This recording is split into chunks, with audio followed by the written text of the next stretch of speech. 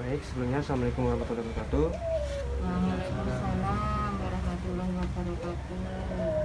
Sebelumnya terima kasih kepada Bapak Ibu dan teman-teman yang hadir pada kelas kedua hari ini. Di sini saya ingin melakukan edukasi serta pendampingan untuk pembuatan logo produk pada UMKM di masa pandemi COVID-19. Pengertian logo sendiri adalah sebuah tulisan, sketsa atau gambar yang punya makna tertentu dan bisa mewakili identitas atau suatu bentuk identitas seperti lembaga, organisasi, perusahaan, daerah, negara atau produk. Kata logo itu sendiri diserap dari bahasa Yunani, yaitu logos yang punya arti pikiran, budi, kata, akal, serta pembicaraan.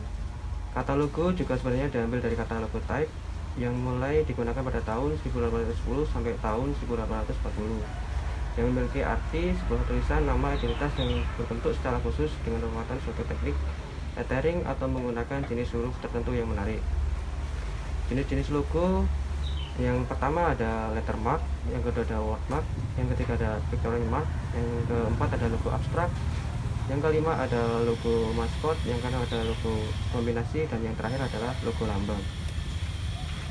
Fungsi logo yaitu untuk menggambarkan identitas daripada suatu identitas, kepemilikan, jaminan kualitas, atau untuk menghindari adanya pencurian atau pembajakan. Nama logo juga memiliki fungsi lain, yaitu yang pertama sebagai branding, yang kedua untuk memberikan informasi, pengawasan, dan kontrak, yang ketiga memberikan motivasi, yang keempat menguatkan emosi, dan yang terakhir adalah untuk presentasi atau promosi. Dalam pembuatan logo yang baik sebaiknya memperhatikan aspek-aspek sebagai berikut. Yang pertama adalah sederhana. Sederhana itu sendiri adalah logo yang baik untuk memiliki variasi pesan dalam logo, mudah dicerna namun memiliki sederhana. Logo harusnya berbeda dengan yang lain sehingga logo tidak terkesan membosankan. Macam-macam aplikasi yang dapat digunakan untuk mendesain logo. Yang pertama adalah CorelDRAW, yang kedua bisa menggunakan Adobe Photoshop, dan yang terakhir adalah menggunakan Adobe Illustrator. CorelDRAW itu sendiri memiliki kelebihan, yaitu yang pertama lebih user friendly, yang kedua format import atau ekspornya cukup lengkap, yang ketiga adalah resolusinya tinggi, dan yang terakhir adalah ramah dalam percetakan. Kekurangan untuk CorelDRAW itu sendiri, yang pertama adalah ukuran filenya besar, yang kedua sulit untuk membuat table, dan yang ketiga adalah control space harus dikoreksi sebelum menggunakan secara profesional.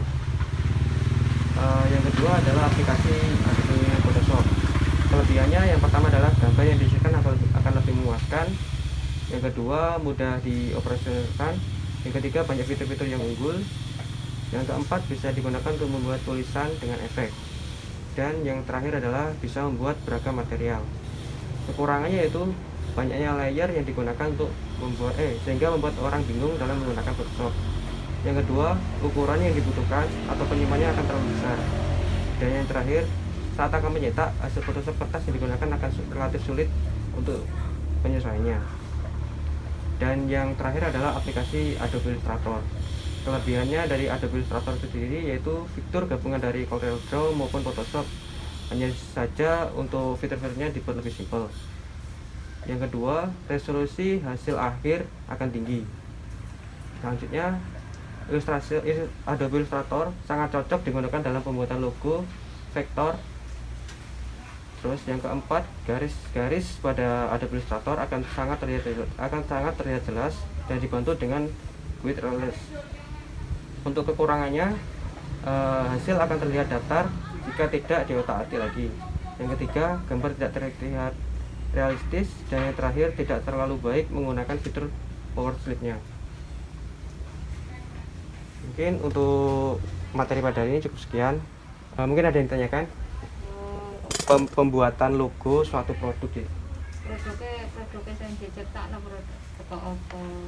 Misal kayak di sampean kayak misal bunga. Jadi misal apa pembuatan toko online. Itu kan memerlukan suatu logo sebagai sebagai icon. Misal kayak anak mau membeli, di iki jualan iki logo ini identitas, itu sebagai identitas. Ya wes paham. Ya.